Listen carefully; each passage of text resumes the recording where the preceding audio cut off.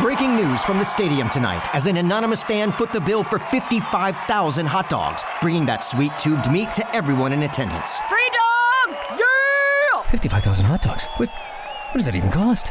While the identity of this Frankfurter philanthropist remains anonymous, their all-beefy generosity will go down in history. The new Mega Millions. More to win means more to give. How you spend it is up to you. Yeah! For game odds and details, visit sceducationlottery.com.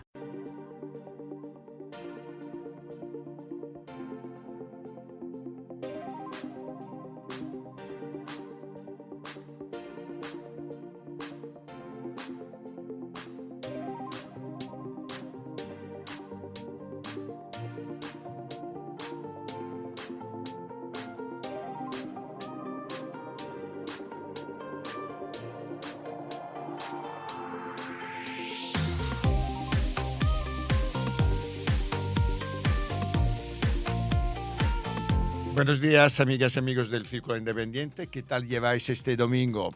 Yo os puedo asegurar que a mí me da un poquito de pena acabarlo. Bueno, o de miedo, porque los últimos lunes, ya sabéis, hace 2 lunes se murió el Papa y el último hemos tenido el apagón del siglo. Que, por cierto, hoy que hablamos de cultura y tenemos uno de los grandes escritores de este país, Lorenzo Silva, la primera pregunta que le voy a hacer es ¿qué estabas haciendo a las 12:33 lunes de esta semana? Cuando España tuvo el blackout mayor del siglo. Bueno, de siempre, yo diría. Afortunadamente estaba llegando a mi casa y me acababa de bajar del ascensor. Bueno, afortunadamente. Que ya habías bajado del ascensor, no has sido de los miles de españoles que estaban en el ascensor en ese momento. Sí. Oye, ¿qué opinas de esto apagón? Que todavía estamos esperando, claro, conocer las causas y demás. ¿Qué pensaste después, cuando ya todo el mundo sabía, todos los españoles nos enteramos que había sido un apagón de todo el país, de Portugal y de una parte de Francia? Pues mira, yo trabajé 10 años en el sector eléctrico, en una compañía eléctrica, y además en los años en los que se estableció el mercado actual de la electricidad en España, ¿no? Y sé cómo funciona perfectamente. Entonces, cuando inicialmente lo que se dijo fue que se había caído un 40% de la demanda, pensé que podía ser un ciberataque. Pensé que podía ser que el operador hubiera recibido, porque claro, a las 12:30 de la mañana no se apaga el 40% de la demanda, la gente no apaga la luz toda de golpe. Luego alguien ha manipulado el sistema. Tal y como lo dijeron, dije, alguien ha ido a manipular el sistema, pues finalmente... Sí, que fue la primera idea. De hecho, sistemas, la CNN, pero también ¿te por acuerdas? cómo lo dijeron, porque al decir que había desaparecido el 40% de la demanda, claro, eso no desaparece, lo que podía haber desaparecido era la señal si alguien había manipulado el sistema, ¿no? Y pensé que podía ir por ahí. Pero cuando ya por la tarde se dijo que se había perdido el 15 gigavatios de los 25 gigavatios que en ese momento estaban generando, pensé, uy, esto ya va por otro lado. Esto quiere decir que algo ha fallado en el sistema. Bueno, y ha sido un fallo muy nuestro. gordo. Sí. Y muy gordo. Sí. Y creo que a estas alturas ya está bastante claro qué es lo que ha fallado. ¿Tú crees que sí? Sí.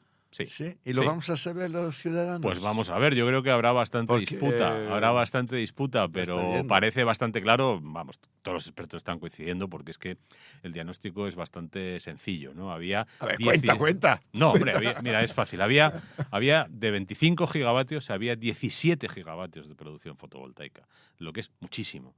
Eso es magnífico, porque es muy barata, porque es limpia, porque no emitimos, porque es soberanía energética.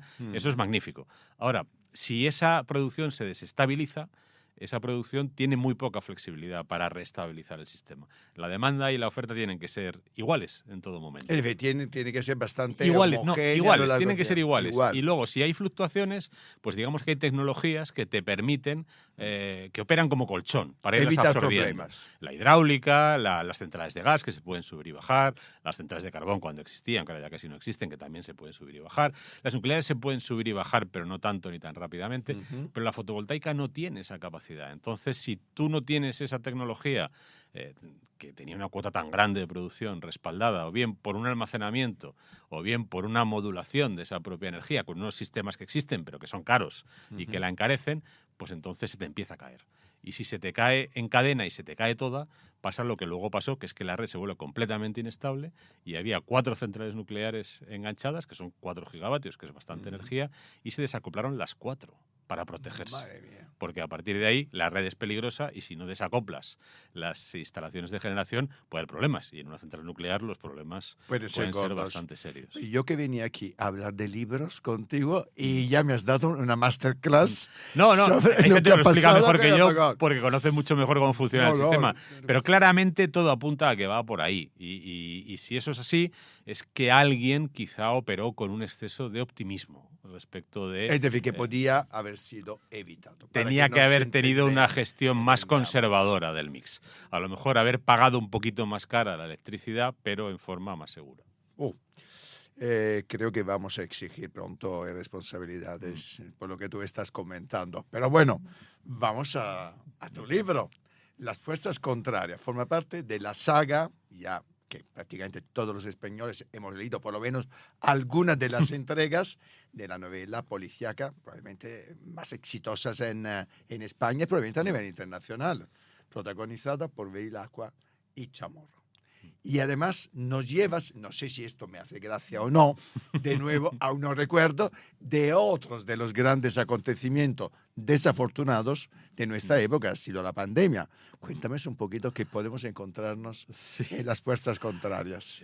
Yo lo primero que tengo que decir es que para mí lo que han sido estos dos personajes, que yo me inventé hace 30 años, que han protagonizado con este ya 14 libros, y que en total, pues el otro día eché la cuenta, suman más de 5.000 páginas. Es decir, que alguien siga acompañando a estos personajes, la verdad es que creo que es uno de los grandes privilegios que yo he tenido como Sin escritor y uno de los acontecimientos más afortunados de mi trayectoria creativa, ¿no? Y quizá por ese privilegio, por esa fortuna que me han traído, también siento que tengo un poco la responsabilidad de exponerlos y a lo mejor meterlos en esos lugares donde no nos gustaría estar. En concreto la pandemia. ¿Quién quiere volver a recordar la pandemia, no? Pero claro, yo en la novela anterior había dejado a los personajes en la Navidad del año 2019. Bueno, lo siguiente que venía cronológicamente era la primavera del 2020 y yo pensé, ¿cómo me salto esto? No me lo puedo saltar. No es lo que a casi nadie le apetece recordar, pero intenté buscar una forma de recuperar la experiencia de la pandemia a través de ellos, que lo que hacen pues es lo que hacen siempre, investigar un crimen, en este caso dos crímenes a la vez, porque el confinamiento les pilla investigando uno y mientras están intentando reajustar todo para poder seguir trabajando en esas condiciones, les sale otro caso que también tienen que atender, ¿no? Bueno, pues más allá de investigar un crimen como de costumbre, en la novela hay una mirada sobre el impacto que la pandemia tuvo en todos nosotros, primero como conmoción esencialmente negativa, una enfermedad, una mortandad, momentos de pánico, de angustia, de incertidumbre, de zozobra, pero luego también yo creo que la pandemia y el confinamiento, como una de sus consecuencias, propiciaron una introspección, un ejercicio de autoanálisis y de autoobservación que también hacen mis personajes. Y creo que ese ejercicio en sí no es malo, todo lo contrario, es bueno. Y los frutos de ese ejercicio, en algún caso, y creo que sobre todo a título individual, tendría más dudas a título colectivo, creo que ese ejercicio fue provechoso para muchas personas. Y yo he intentado recoger eso, no solo lo negro, lo tenebroso, sino en qué medida esa experiencia, en origen traumática, se convierte en una vía hacia una mejor conciencia de uno mismo. ¿Y tú crees que, en cambio, dejando un poco lo individual desde un punto de vista social, la pandemia nos ha hecho una sociedad mejor, más solidaria? Porque si podemos sacar algo positivo del apagón, es que desde luego es absolutamente extraordinario. Yo tuve el lunes la oportunidad de comentarlo primero porque me pilló en la tele, en directo, por lo tanto lo viví en directo el apagón, y luego por la tarde tuve toda la tarde en Radio Nacional hablando a los transistores y a las radios con pilas de Media España, ¿no? Que fue una experiencia extraordinaria. Pero para mí lo extraordinario del apagón, en un cierto sentido, es la solidaridad y la poca repercusión, los pocos problemas que en realidad hemos tenido. Que cuando las pérdidas económicas ya se cifran en 500 millones, si no me equivoco, más o menos las primeras estimaciones. ¿Tú crees que la pandemia realmente nos ha hecho una sociedad mejor, más solidaria, o es un cuento que nos decimos a nosotros mismos para consolarnos, ¿no?, de lo que nos pasó? Creo que el análisis de eso es complejo. En parte, a mí me decepcionó un poco la respuesta de la sociedad española, ¿no?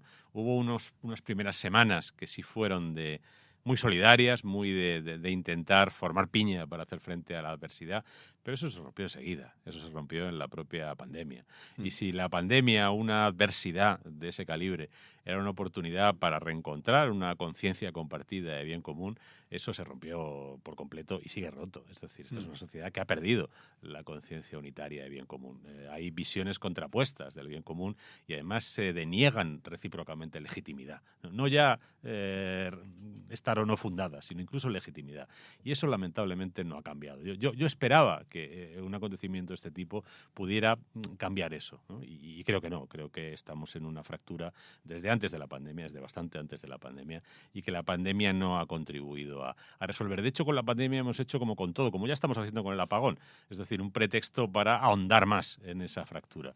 Lo que sí es cierto, tal vez, es que como fruto de esos aprendizajes individuales a los que me refería al principio, en esta experiencia del apagón se ha podido ver como mucha gente, primero, pues ha hecho un cierto entrenamiento frente a lo apocalíptico, es decir, la vida se puede rebajar y la vida puede continuar, ¿no? Y podemos renunciar a cosas. También tampoco duró mucho, no llegó demasiado a la noche, porque con el aprendizaje de la pandemia, la Dana dejó sin luz durante 72 horas y más algunas poblaciones y empezaron el pillaje, los saqueos y todo tipo de vandalismos. Es decir, que tampoco nos vengamos muy arriba porque el apagón fue más o menos... Pero sí es verdad que algo pareció aflorar de esos aprendizajes individuales y, si me permites, creo que otra cosa, que es el carácter de los españoles. Pese a este empeño que tenemos en pegarnos de garrotazos unos a otros, que además viene de atrás, también hay una capacidad de encajar, de facilitar, de engrasar, de desdramatizar las situaciones, que es algo que creo que en parte nos salva a nosotros mismos. Está en los genes de los españoles. Oye, Lorenzo, te habrán hecho 20.000 veces la pregunta, periodistas, probablemente muchos escritores que no han conseguido lo que has conseguido tú. ¿Cómo se puede publicar tantos libros? Tú llevas ya en la brecha muchos años, 30 años de la saga Bevilacqua Chamorro y más años todavía de escritor de éxito, habiendo vendido millones de copias de tus libros en un mercado, el mercado de los libros, que es un mercado absolutamente, como sabemos, que da para vivir a poquísima gente, poquísimos escritores. ¿Cómo se consigue? ¿Qué receta de éxito si tiene, desde tu punto de vista, los libros de Lorenzo Silva? Es un mercado muy duro, muy competitivo y diría que algo más. Es un mercado muy darwiniano, es decir, que produce una selección verdaderamente implacable, que te permite pocos fallos y te permite pocos fallos y te permite pocos desvíos, ¿no?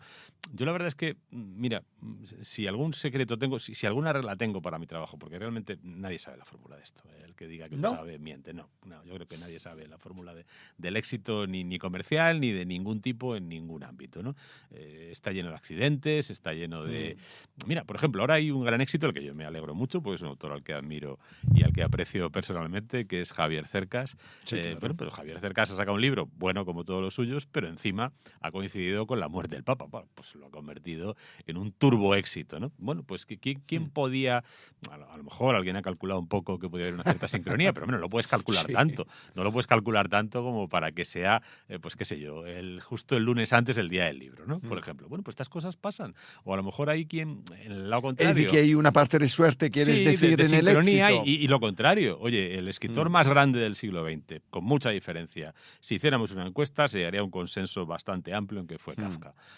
Kafka, en vida, del libro que más vendió, que fue La Metamorfosis, según dice su editor, hizo 3 ediciones de unos 800 ejemplares, luego, como mucho, vendió 2.000 y pocos ejemplares.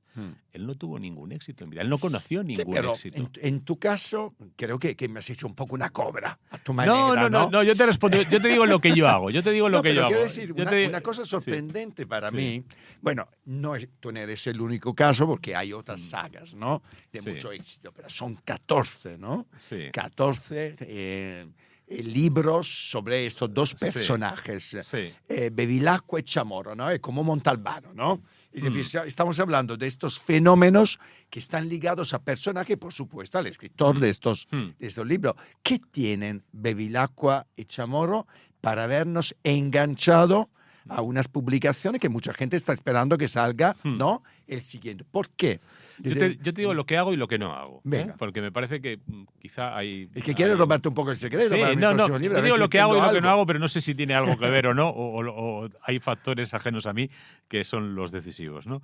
Hay algo que yo no intento hacer con mis personajes ni con mis historias, que es apabullar, desconcertar, sobrepasar al lector, ¿no? A veces uno lee libros y tiene la sensación de que, oye, algunos son magníficos, ¿no? Que sé yo, el Ulises. El Ulises es un libro apabullante. El Ulises de Joyce es un libro escrito Lo para es. apabullar. Además, es mi libro favorito. Para apabullar al lector, para decirle, mira, yo Sí. soy una persona con una erudición espectacular, tú eres un maldito ignorante, te vas a enterar Léeme de una y fracción aprende algo. muy pequeña de lo que te estoy contando, es algo que estudies mucho y te voy a apabullar. sí, Y es un gran libro, yo lo leí en mi adolescencia, Sí, lo señor. releí, vuelvo a él con cierta frecuencia, no me gusta todo por igual, pero reconozco que es un gran libro, ¿no? Pero eso no lo hago yo, ese no es mi camino, no me siento capaz de apabullar a nadie, ni de desconcertar a nadie, ni de revolverle, ponerle a nadie la vida patas arriba con mis historias. No tengo esa capacidad y por tanto no pretendo tenerla, ¿no? Y lo que sí pretendo es aquello que yo he encontrado en otros libros y en otros autores que a mí me han gustado, distintos de Joyce y con los que personalmente siempre me he identificado más, que son esos autores que en sus historias te ofrecen una mirada compasiva sobre el ser humano, para empezar, y que en sus historias te ofrecen sobre todo una conversación con alguien con quien te podrías sentar y con quien podrías sentir que hay una correspondencia entre sus experiencias y las tuyas, entre sus aspiraciones y las tuyas, entre sus sueños y los tuyos, entre sus miedos y los tuyos. Yo siempre he preferido esa literatura que crea ese marco de conversación. Es lo que crea Cervantes en El Quijote, es lo que crean en la literatura española contemporánea, pues qué sé yo, autores como Sender, o como Arturo Barea, o como Chávez Nogales en sus obras más literarias, ¿no? Tú sientes que estás con alguien que no es un superdotado, que no es un Superman, que no te va a sacar Es un alguien conejo verde de la normal, chistera. casi anónimo en un Claro, cierto sentido. Y los personajes son así. ¿Quiénes son Bevilacqua y Chamorro? ¿Son los dos superpolicías que van a derrotar el mal de la galaxia? No, son dos agentes de una unidad de policía judicial de la Guardia Civil. Sí, es la unidad central, es una unidad que luego el tiempo se ha hecho famosa, pero hace 30 años nadie sabía lo que era la UCO, y que investigan crímenes con los medios que en cada momento tienen, con una legislación que podría ser mejor, con unos jueces que podrían tener más medios, con unos jefes que no siempre a lo mejor son los que querrían tener, con un paisanaje que tampoco es el que muchas veces más les ayuda, que a veces meten la pata, que cuando meten la pata la intentan sacar, y ya está. Mira, a mí me dice algún lector que cuando abre una novela mía tiene la sensación de que se sube en el coche con Bevilacqua y Chamorro y se pone en marcha, ¿no? Y emprende viaje a donde vayan en ese momento, porque son policías viajeros, ¿no? Y que puede ir en el asiento de atrás y siente que asiste a sus conversaciones y que él puede formar parte de esto, ¿no? Por ponerte una contrametáfora, ¿no? O un contraejemplo, tú no te puedes subir en el coche de Batman, para empezar, porque solo tiene una plaza para Batman. Y si te pudieras subir porque le hiciera otra, pues es un coche para superhéroes, ¿no? Tú ahí no te puedes subir. Pero en el coche de estos, que son coches normalmente que les han incautado a algún delincuente, pues tú te puedes subir y vas a recorrer las autovías españolas y te vas a bajar en una área de servicio en la que te puedes bajar. Y te vas a los personajes. Claro, y te te vas a identificas un poco. Y te vas a en algún encontrar con caso. gente como la que te encuentras o la que te puedes encontrar, el paisanaje de la España. Oye, en ¿cómo nuestro es la tiempo. España de hoy, Lorenzo? Bueno, pues como siempre ha sido, ¿no? Compleja, diversa, muy diversa. Este es un país muy diverso y lo ha sido siempre, además. No es que sea una cosa de ahora, lo ha sido siempre por su propia configuración.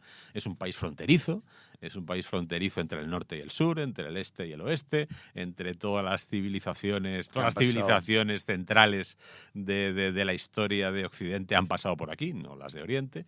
Todas han pasado por aquí, está impregnada de todas esas herencias, desde los griegos hasta los árabes, pasando por los vándalos y por los visigodos, que en otros sitios imprimieron muy poca huella y aquí, sin embargo, dejaron alguna. Y esa complejidad pues genera conflictividad, pero también genera recursos para afrontar esos conflictos. Yo no creo que la sociedad española sea una sociedad condenada al conflicto irresoluble. Creo que es una sociedad conflictiva, pero también creo que es una sociedad que tiene recursos para afrontar los conflictos de formas más creativas y más ricas que en ¿Y otros te sitios. gusta la política que se hace en este país? No me gusta nada. No me gusta absolutamente nada. Me parece que es una política que está muy por debajo del nivel de los retos que tiene ahora mismo la sociedad española y que también, en cierta medida, está por debajo del nivel de la población. Yo creo que ¿Qué la población... piensan Bevilacqua y Chamorro de Pedro Sánchez? Pues ellos no pueden decir nada en público porque son militares y los militares no pueden expresar opiniones políticas, así que haría yo mal. ¿Y Lorenzo Silva? Yo sí puedo opinar en público, ¿no? Fíjate, yo recuerdo que es un personaje al que seguí desde el principio porque cuando lo dieron por muerto un par de veces, yo me puedo remitir a mi hemeroteca, ¿eh? Es decir, yo no lo di por muerto, me parecía que... Yo tampoco. Me parecía sí, 1 que... de octubre. Sí, 1 sí, de me octubre parecía que era alguien que tenía una forma de también. caer, ¿eh? Hay formas de Sí, caer. señor. Y es una forma de caer que presagiaba la posibilidad de levantarse, ¿no? Sí. Y creo que ha navegado con, bueno, pues con mucha destreza y con mucha habilidad por aguas muy procelosas, como son las del Partido Socialista Obrero Sí, Español señor. y otras, ¿no? por Históricamente. las que ha tenido que navegar. Y bueno, y ha conseguido un éxito personal indudable, ¿no? Que es llegar a la jefatura del Ejecutivo y permanecer en ella durante 7 años, me parece, si no me equivoco, en este momento, ¿no? Ahora, también yo creo que a veces uno tiene que tener cuidado con sus logros, porque a veces los logros son la maldición que te tienen reservada a los dioses, ¿no? Y me da la sensación de que en este momento Pedro Sánchez es un poco rehén y esclavo de sus De sí logros. mismo, de sí De sus mismo. logros. Tiene una situación muy difícil y esa situación, a lo mejor, yo personalmente, si fuera él, pero no soy él y no soy quien para darle ningún consejo, a lo mejor habría preferido renunciar un poco a algún logro, a mantenerlo a tan alto precio y con tan alto coste para él mismo, para su partido y para la sociedad que Y su dirige. familia, probablemente. Y dime una cosa, ¿qué opinas en cambio de los fenómenos populistas? A empezar por Trump, que desde el 20 de enero está desconcertando el mundo con sus aranceles, sus políticas anti-diversidad, equidad e inclusión, anti casi todo, ¿no? Sí. Antisistema, yo diría, ¿no? ¿Qué opinas Pues mira, de este auge de un populista que para algunos es totalitario, para otro fascista, para otro es un nacionalista, en fin? Personaje muy curioso, pero que está liderando el país más importante del mundo. Fíjate, yo que soy un poco crítico, un poco escéptico con el cine contemporáneo. Sin embargo, para responder a esta pregunta me voy a remitir a una película reciente, que no sé si has visto, se llama The Apprentice, que habla del Trump joven, ¿no? Sí, del sí. Trump que Sí. todavía iba por los pisos sociales que gestionaba su padre cobrándole a las pobres señoras viudas, ¿no? Que no tenían para pagarle la mensualidad, y que en ese momento conoce a un abogado neoyorquino, típico representante de la abogacía estadounidense, ¿no? Un verdadero halcón, un verdadero tigre, ¿no? Que le da 3 reglas. Y creo que en esas 3 reglas entiendes bastante bien a Trump, ¿no? La primera es atacar siempre. La segunda es no admitas nunca nada, no se admite jamás ninguna falta.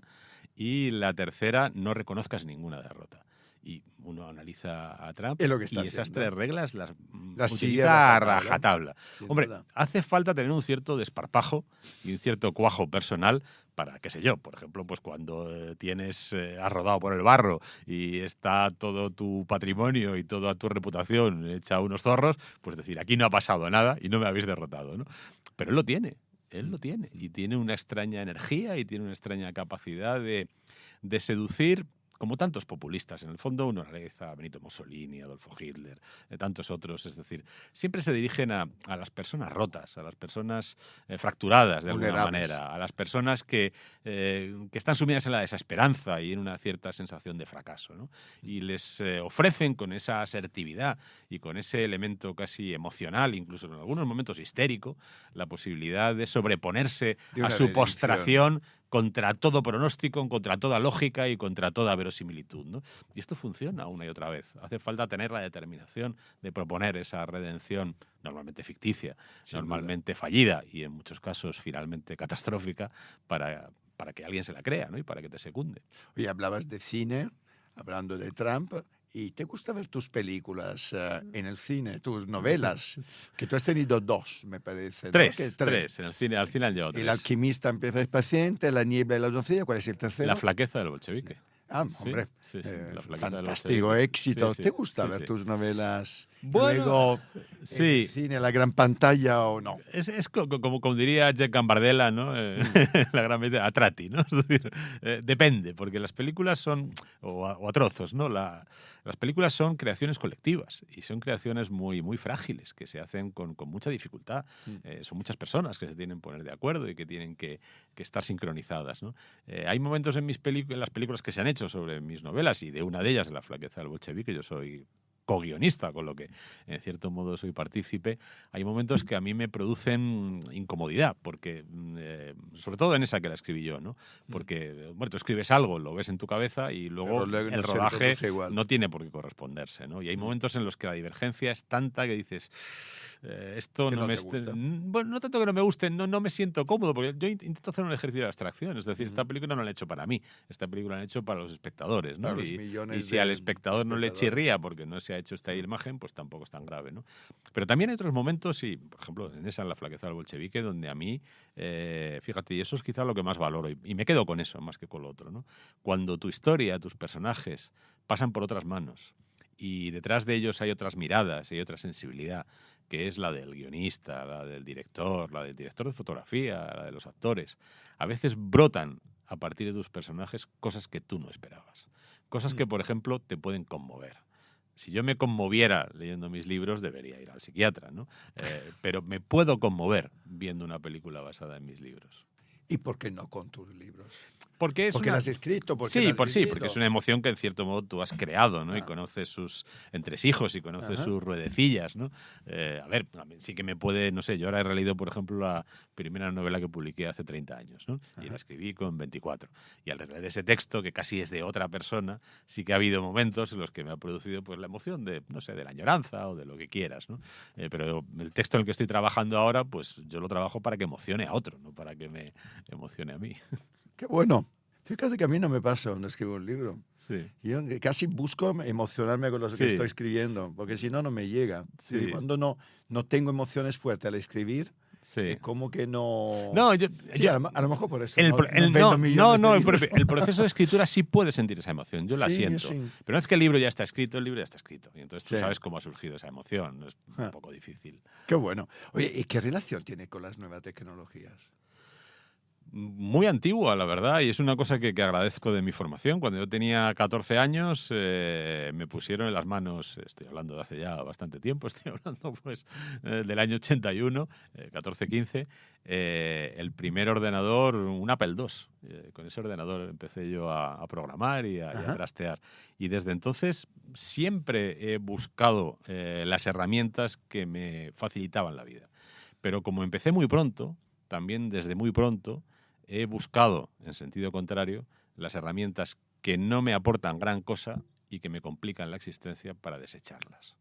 Y esas herramientas el desarrollo tecnológico las ofrece a toneladas. El que tenga un poco de memoria podrá recordar unas cuantas, de hardware y de software. Y creo que últimamente hemos perdido un poco ese sentido crítico que creo que debería tener el usuario tecnológico, ¿no? Hay cosas que no valen para nada. A mí, por ejemplo, no sé, digo a mí, a otra persona le puede dar. A mí, por ejemplo, las redes sociales. Yo tengo una red social, por si voy a presentar un libro en Valladolid, poder decir a la gente que hay en Valladolid, que estuve ayer, que voy a estar en Valladolid. Y ya está. Yo no necesito por mi trabajo, que mi trabajo es la literatura y la palabra y la reflexión y el estudio. Yo no necesito redes sociales para estarme exponiendo todo el rato. No las necesito, me entorpecerían mi día a día normal, mi proceso creativo, mi actividad, ¿no? Entonces, por más que surjan, por más que incluso en la industria para la que trabajo o con la que trabajo se utilicen, incluso se estandaricen y casi te digan, deberías tener, digo, pues yo no debería tenerlo, porque a mí me aporta muy poco y me está privando de cosas que para mí son más importantes. Sí, ¿no? y de usar ese tiempo para otras cosas. Sí, Que sí, de sí, hecho sí. lo usas para otras cosas, por Sí, eso sí. no tienes. Y mira, ¿qué proyectos tienes ahora? ¿O qué proyecto te gustaría tener? Algo que no has hecho y que te gustaría hacer. Bueno, lo que me gustaría hacer lo intento hacer, ¿eh? Lo intento hacer. Yo ahora estoy con una novela que, fíjate, llevaba como, a ver, pues no quiero mentirte, no te voy a mentir, lleva 8 años con la idea de esa novela detrás. Una novela sobre un personaje histórico muy poco conocido de la historia contemporánea española, pero que para mí es muy, muy esclarecedor. Es uno de esos hombres por los que pasa la historia, ¿no? Para su mal, normalmente. Y ese libro, pues ha estado 8 años esperando que lo pudiera escribir. Y lo estás Y ahora escribiendo lo estoy ahora. escribiendo, sí. ¿Por qué ahora? Pues porque tenía que hacer otras cosas antes. Esa Ajá. idea me vino cuando estaba trabajando en otras y, hombre, procuro hacerlas un poco por orden, ¿no? Porque Ok. al final creo que es Eres bueno muy que... estructurado, ¿no? No, ¿No? viene bien. Yo creo que Das viene la bien. impresión de tener muy... Viene bien para la creación que las ideas tengan su periodo de maduración y que Mm. vayan... Yo nunca me pongo a escribir a tontas y a locas cuando se me ocurre una idea. Digamos, a ver, yo para una idea, con una idea intento hacer una novela. Intento escribir 300, 400, 500, a veces 600 páginas. Eso tiene que tener un Una fundamento, idea bastante ¿no? clara. Y Sí. para eso está bien que la idea repose, que la idea madure y que la idea se estructure, ¿no? Y luego, bueno, pues también es bueno ir por orden, ¿no? O sea, que creo que está muy bien sentir el entusiasmo, pero también está muy bien luego trabajar cuando ese entusiasmo ha demostrado que se puede sostener dentro de ti durante varios Hombre, años. por supuesto. Porque ese entusiasmo es de los buenos. Oye, ¿y un personaje histórico? ¿Sobre quién escribirías? ¿Un libro, una novela o algo? Fíjate, hay un personaje sobre el que yo ya he escrito una serie de televisión, Ajá. una miniserie de televisión, que es una cosa que he hecho alguna vez también, que me parece un personaje interesante y que la ficción española no le ha extraído todavía todo el jugo que es, o el jugo que se le podría sacar, ¿no? Hay libros que lo intentan reconstruir como personaje y demás, ¿no? Pero libros más o menos de crónica o de biografía, pero quizá falta una novela, ¿no? Al estilo de la que se ha hecho sobre Mussolini, por ejemplo, en tu país recientemente, que es su homólogo ¿La has español. visto? He leído la primera Ah. entrega de la novela.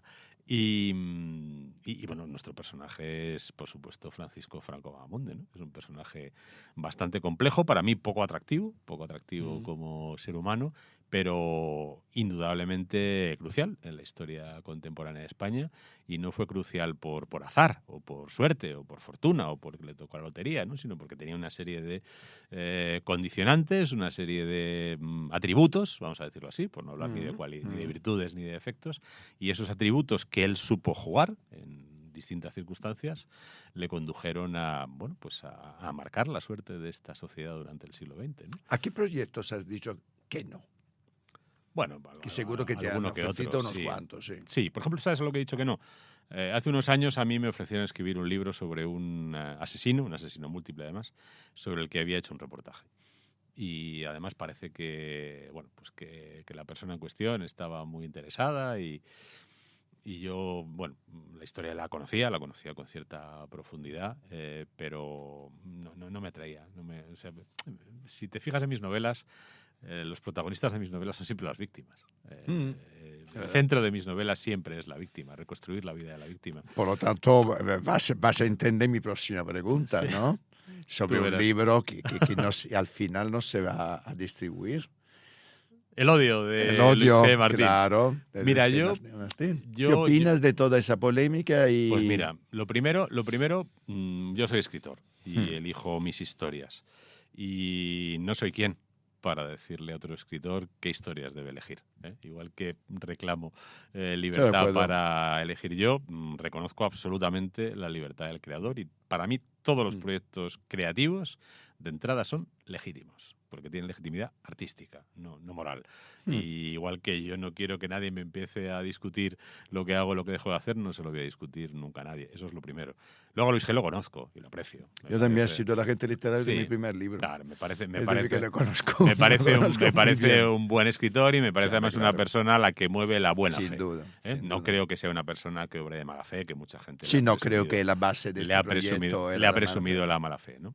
A partir de ahí, pues creo que ninguna obra literaria se debe censurar. De hecho, esta obra literaria no ha sido censurada, No. ha sido su editor. La justicia ha el dicho que muy no- claramente sí, lo no ha que sido- había no que ha sido- hacer, no ha no lo ha sido- censurado. no ha sido censurada, ha sido su editor el que en un momento determinado, después de considerar que el libro debía publicarse, luego no ha querido exponerse a las consecuencias de publicarlo, que además es una decisión empresarial que también es legítima Por por supuesto. parte de su editor, pero en principio ese principio no está preservado. La única cuestión y la pregunta que hay que hacerse y que se hará quien se plantea editar este libro es si si la publicación de este libro, en este caso concreto, en el que hay menores, en el que hay una persona con un perfil muy concreto, con una voluntad explícita y además declarada varias veces de dañar todo lo posible a la única persona que queda viva de toda esta tragedia, ¿no?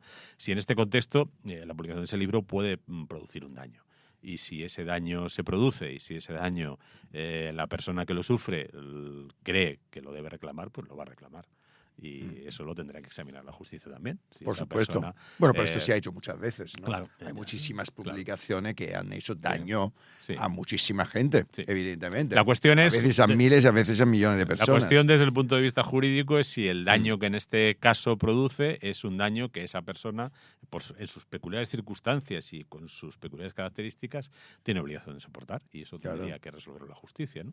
Y ya está. Es que ¿Qué aquí no hay importancia- mucho más que decir. ¿Qué importancia tiene la ética en tu trabajo literario cuando escribes un libro, por ejemplo? ¿No? Pues hay ¿Piensas en ello? cuando Sí, escribes? sí, claro que sí. O sea, para mí la ética no me conduce a que mis historias estén protagonizadas por personas que se comporten éticamente con arreglo a mis estándares morales, ¿no? De hecho, muchas de mis novelas están protagonizadas por personas cuyos estándares morales no comparto, ¿no? Bueno, pues no sé, tengo una que se llama Púa, donde el protagonista es alguien que engaña, manipula, miente, incluso tortura a otros. Si alguien tiene alguna duda de que esos no son mis estándares morales, pues se la disipo en este momento, ¿no? No llega tanto ahí como a una visión. Creo que una narración que aspire a reflejar la condición humana tiene que hacerse cargo de la condición moral que tenemos todos los seres humanos, de la dimensión moral que es implícita en la condición humana, ¿no? Yo he conocido a personas de vida bastante reprobable y que habían hecho cosas bastante censurables, a delincuentes peligrosos, a terroristas, a torturadores. No he conocido a nadie que careciera de una visión moral de su propia existencia. A nadie. A nadie. En el límite uno se puede encontrar, pues sí, al megapsicópata, bueno, pero yo he conocido a gente muy chunga, utilizando palabras coloquiales. Pero que se consideraba moralmente... No, que tenían exigencias éticas. Yo, por ejemplo, mira, yo hice un reportaje sobre una persona que era un delincuente de muy larga trayectoria, incluso con alguna vida en su haber arrebatado alguna vida en su haber. Y bueno, pues fue un trabajo de bastante tiempo y era un tema bastante delicado y él me pidió leer lo que fuera a escribir y dije, bueno, pues en fin, yo te lo pasaré porque has colaborado y sin tu colaboración, ¿no? Bueno, y él no me pidió que retirara nada de lo que le desacreditaba a él, que eran muchas cosas. Me pidió solo que retirara algo que hacía daño a una tercera persona. Si eso no es una exigencia ética, te estoy hablando de un hombre que pasó Por supuesto. el grueso de su vida en la cárcel. Oye, ¿qué opina Lorenzo Silva de Lorenzo Silva? Intento no opinar mucho de mí mismo porque sé perfectamente de todos los pies de los que cojeo. Así que ¿Te gustas? intento ser compasivo ¿Te conmigo gustas? mismo. No siempre, muchas veces no. No sé. Creo que si uno se examina con un mínimo de sinceridad, son más los momentos en los que dices no llego a donde debería que lo contrario, ¿no? Oye, ¿y alguna vez cuando has empezado una obra has dejado de escribir después de un periodo? ¿Has dejado alguna obra incompleta o no acabada? Al principio sí. De joven sí. De hecho, ¿Desde hace cuántos años? De hecho, mi primera novela no la terminé. Ok. Mi primera novela escribí 300 páginas. Y, ¿300 y la abandonaste? Sí. Madre Y mía. la releí y me pareció tan horrible que la quemé. Cosa que ahora lamento, porque, hombre, sería Y no- y ya- no tenía ningún valor literario, pero sería un recuerdo personal. Y sin embargo, de los últimos libros, ¿alguna vez has pensado, no No me gusta? No. Cuando yo empiezo a escribir el libro ya está en mi cabeza. Si no, no lo empiezo a escribir. Eso está bien. Sí. Y el resultado fluye. Sí, Supongo, sí. ¿no? No El llegas- libro está en mi cabeza, te lo he comentado antes, a veces lleva Claro. 8 años en mi cabeza. Lleva 8 años fermentando en mi cabeza, o sea que casi es al revés. No puedo parar de escribirlo. Oye, ¿te gusta la tele actual, la televisión que se hace? ¿A cuál te refieres? Porque como En tenemos general, varias, en tenemos general, las en general. plataformas, tenemos las generalistas. Sí, en general. tenemos las... Bueno, hablamos de las tele Sí, tradicional. las teles tradicionales. Bueno, veo poca, ¿eh? Eso creo que quizá es una declaración, es una respuesta, ¿no? Veo poca y también creo que la televisión la puedes ver más o menos en función de cuál sea tu vida, ¿no? Yo tengo poco tiempo para ver ciertas cosas, ¿no? Ciertas cosas que para mí se prolongan demasiado, ¿no? Alguna vez he intentado ver, sobre todo cuando han sido de cierta actualidad o de estos talk shows, ¿no? Y claro, yo no puedo normalmente a una jornada mía robarle 1 hora y media, 1 hora 45. ¿No puedes o no quieres? No puedo. A ver, no puedo. Si te interesara, se no la puedo, quitarías, no puedo, no quiero. Quiero quieres, decir, claro. a lo mejor si no lo harías. veo 15 minutos y la hora y media restante, pues prefiero leer o prefiero estar con mi hija o prefiero. Claro, esa es la cuestión, ¿no? Oye, ¿la familia qué importancia tiene en tu vida? Pues mucha. Yo la verdad es que he tenido una familia que me ha amparado, sostenido y alentado muchísimo en una actividad en la que el desaliento es lo más común, con lo que eso me ayudó mucho en su momento. Y luego pues he creado una familia que para mí también es muy importante, es la que da sentido a prácticamente todo lo que hago, ¿no? Qué bueno. Sí. Pues Lorenzo, tienes 1 minuto de oro, no sé si lo sabías. Aquí No damos 1 tenía minuto ni de oro idea. como si fuera un debate electoral. No tenía Mira, ni idea. esa es tu cámara. Ahí Esto es una están. encerrona. Ah, total, Esto siempre. esto Pero es nadie una lo sabe cuando encerrona. viene aquí. Mira, Esto esa es tu una cámara encerrona. para dirigirte a tu público o a quien quieras y decir lo que te apetezca. Si me dirijo a mi público, tengo bastante claro qué es lo que tengo que decirles, ¿no? A mis lectores, a mis lectoras, a la gente que cuando saca un libro va a la librería y lo compra, o va a la biblioteca y lo saca, o lo pide prestado y le dedica unas horas de su vida. Lo que yo estoy haciendo ahora, lo que vengo haciendo desde hace 30 años, es el sueño de mi infancia, el sueño de mi juventud. Nunca creí que ese sueño se pudiera realizar y si lo he podido realizar en una medida que no es desdeñable, es gracias a estas personas a las que solo tengo una palabra que decirles, que es gracias. Pues gracias a ti, Lorenzo, por haber estado. Creo que ha sido una entrevista que a mí personalmente me ha aportado mucho y ojalá que aprenda algún secreto de todo lo que me has dicho. Bueno, no sé. Cuando escriba. No sé si soy poseedor de algún secreto, pero bueno. Bueno, ahora os dejo con Miguel Ángel San Juan, que nos va a hablar de lo que va a pasar la semana que viene aquí en el Círculo de Bellas Artes, que hay, como siempre, muchas presentaciones de libros, muchos eventos y un evento que presento yo mañana, lunes, que os va a gustar mucho y os espero todos aquí mañana a las 7 de la tarde. Un abrazo.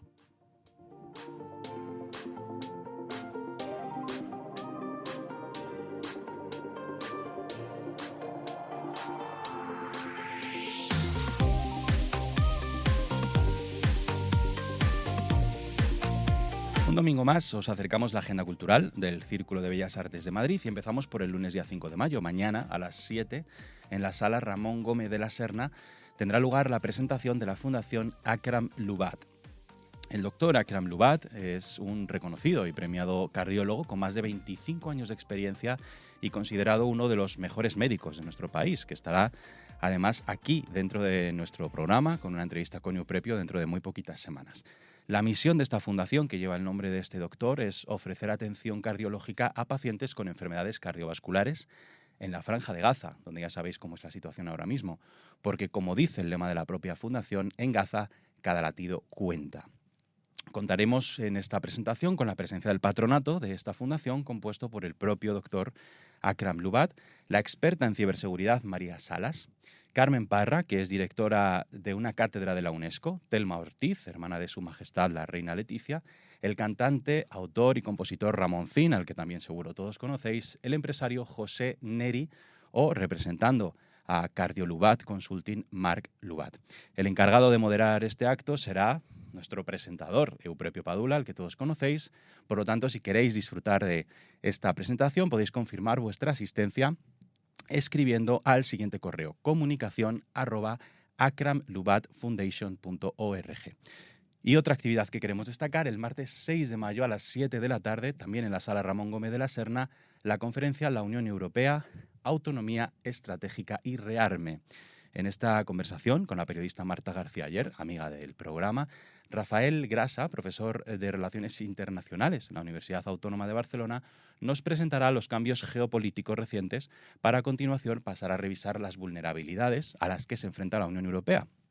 Por ejemplo, la vulnerabilidad estratégica resultante de un proceso de ampliación europea que no ha profundizado en la toma de decisiones y que se ha visto incrementada por el descenso de la cohesión social, o la vulnerabilidad en relación a la dependencia de Estados Unidos y de la OTAN en cuestiones de seguridad. La entrada es libre a este evento hasta completar aforo. Muchas más actividades, como siempre, poesía, presentaciones de libros y talleres aquí en el Círculo. Tenéis toda la información en su página web. Hasta la semana que viene.